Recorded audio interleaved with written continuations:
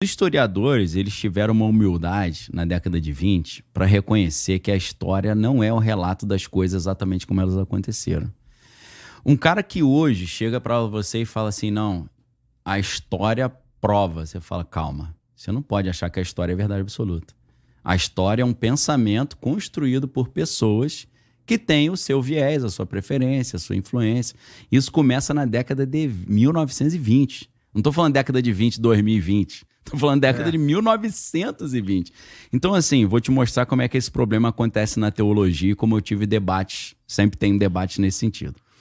Na teologia, é muito estranho você ver que a teologia ela foi impregnada por pessoas céticas que não acreditam em Deus, que é mó loucura. É como se a diretoria do Corinthians fosse do pessoal do Flamengo, que era. Entendeu? Você fala, tá meio estranho isso aí, né? Mas tudo bem. Surgiu um filósofo e teólogo alemão chamado Rudolf Bultmann, e ele criou uma ideia que é a ideia do demitologizar o evangelho. Tá. Qual é a ideia que ele inventou? Ele inventou o seguinte. Trazer as coisas para o mundo natural. Exato. Ele falou assim, olha, esse negócio de que Jesus era filho de Deus, que ele fazia milagre, que ele morreu e depois ressuscita, isso aí foi uma roupagem que os caras colocaram na história, de um cara gente fina que existiu, mas não fez nada disso. Eles colocaram essa roupagem mitológica, né? Porque a história dessa forma, com essa roupagem, ela ganha muito mais adesão e ela se espalha com muito mais facilidade. Então isso aí foi uma estratégia de propaganda. Então ele separa o Jesus da Bíblia do que ele vai chamar de Jesus histórico. O Jesus histórico é você pegar o Jesus e tirar toda a parte sobrenatural dele. Só que eles apresentam, aí entra o linguista aqui que está olhando como a linguagem está sendo usada principalmente para manipular. Esse que é o meu mestrado e doutorado são em cima disso, é em cima de uma linha de pesquisa chamada Análise de Discurso Francesa de Base Enunciativa. O que é análise de discurso? É você olhar os jogos de poder dentro da linguagem, como é que a linguagem está funcionando. O aporte principal ali é o Michel Foucault, que ele dá essa, principalmente com Arqueologia do Saber e As Palavras e as Coisas. São livros incríveis. Quando eu olho o cara falando que o Jesus histórico é o Jesus verdadeiro e o Jesus bíblico é o Jesus falso, eu falo, peraí, você está usando você está usando histórico como sinônimo de verdadeiro. Até 1920 você podia fazer isso. A partir de 1920, com um grupinho chamado Escola de Análise, tu não pode mais fazer isso. Porque a Escola de Análise chegou e falou, peraí, a história não é um negócio que a gente acha como se fosse uma arqueologia, que você está cavando e achei uma pepita de ouro. Aí você não acha a história. A história é como se fosse um monumento que você vai construindo. A história não é um documento que eu encontrei, é um monumento que é construído pelo homem que é falho e tem as suas preferências. A Escola de Análise começa a propor isso, né? Com Brodel, né? Os importantes historiadores. Então, quando você vai pensar, a Idade Média foi a Idade das Trevas, cara, aconteceu coisa legal pra caramba na Idade Média. Só que quando esse relato sobre a Idade Média foi sendo construído por pessoas que eram anticristãs e que viam no cristianismo o atraso da sociedade, eles relegaram isso às trevas, entendeu? Descartes nunca poderia ter instaurado a Idade Moderna, onde traz o racionalismo, se ele não tivesse essa base de todos os filósofos que vieram antes, até do Tomás de Aquino, Duns Scott, dos filósofos anteriores. Você pega, por exemplo, Steve Fuller, que é um sociólogo contemporâneo, ele é vivo ainda, e ele conta toda essa história mostrando como é que a Idade Média não foi das trevas e foi ali que surge a ciência. As bases da ciência surgem ali. A ciência surge no cristianismo porque o cristianismo, e o judaísmo também, obviamente, parte do princípio que o conhecimento é possível. Chegar à verdade é possível. Pra gente isso parece muito óbvio, mas na filosofia isso não é óbvio. Isso é o problema do ceticismo. Isso parece óbvio pra tu porque tu é burro. Né? Porra, é fácil chegar na verdade? Filosofia é isso, cara. É você sair do óbvio. Você se afastar das coisas e falar, peraí, isso aqui tem umas paradas estranhas acontecendo aqui. Quer ver uma parada que é altamente estranha, que a gente acha normal? O ser humano se reproduzir, meu irmão.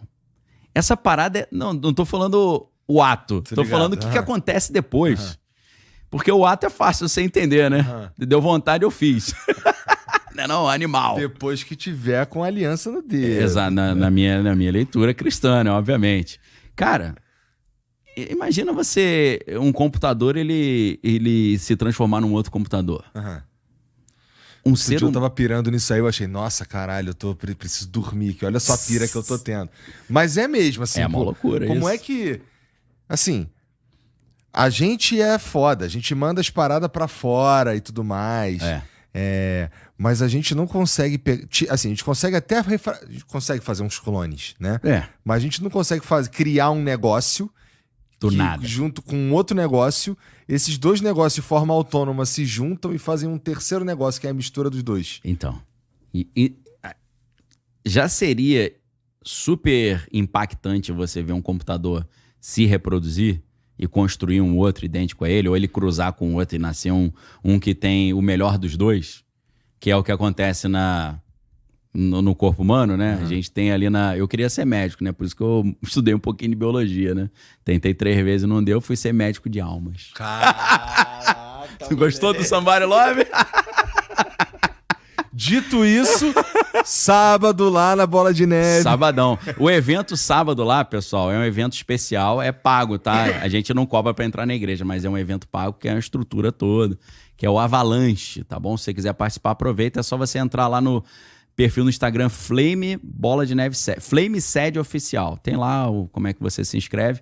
Mas assim, se você quiser ir domingo, culto manhã e noite aberto, tá? É porque eu tinha comentado com o Igor aqui nos bastidores, né? Médico de almas. Médico de almas. Não consegui ser médico do corpo, passei a ser médico. Mas de fato, a reprodução é um... Cara, é muito misterioso. Porque uma célula humana... ela é mais complexa que o computador inteiro. Sabe o que é maluco sobre essa história, né? No meu ponto de vista é o seguinte, cara, a gente consegue, com o conhecimento que a gente tem, explicar a reprodução, cada etapa. A gente consegue mostrar o que acontece. O básico, pelo menos. Isso, não. Faz sentido. O ponto é, olha só o que acontece. Olha só, isso daqui assim isso causa isso. Agora, por que dá certo? Por que... Como é que a parada vai fazendo? Isso é muita loucura, meu irmão. Por quê? Porque você descobre que existe uma complexidade irredutível. Você pega o ser humano. Aí o ser humano é composto de órgãos. Os órgãos são compostos de tecidos. Tecido de célula. As células de organelas que estão dentro da célula. Daqui a pouco você está no átomo. Mas chega um momento, cara, que tem uma complexidade mínima. Tu não consegue... descer. Então, o mundo, para ele ter começado, ele já começa com um nível de complexidade incrível. Não só a realidade como o nosso universo, mas a vida também. Então, cara, é realmente um negócio louco quando você imagina que a vida... Se eu falar a vida humana, né? Para ficar mais fácil. Quando as células começam a fazer tudo sozinhas ali, né? Montar os tecidos, né? Aí vai as fases, né? Do óvulo ali, vira mórula, gástrula, blástula, neurula. Neurula é porque já vai fazendo as partes. Ele tá fazendo aquilo tudo sozinho. Porque é um código que está sendo executado. Houve uma programação. Assim como o computador tem uma tabela ASCII, tem um boot, e o boot é um negócio interessante pra caraca, né? Porque, assim, quem é da área de computação me corrige aí depois se eu estiver ensinando errado. Mas uma coisa eu sei de fato. Boot é uma palavra que vem das histórias do Barão de Munchausen. Ou Munchausen, né? Em alemão é Munchausen.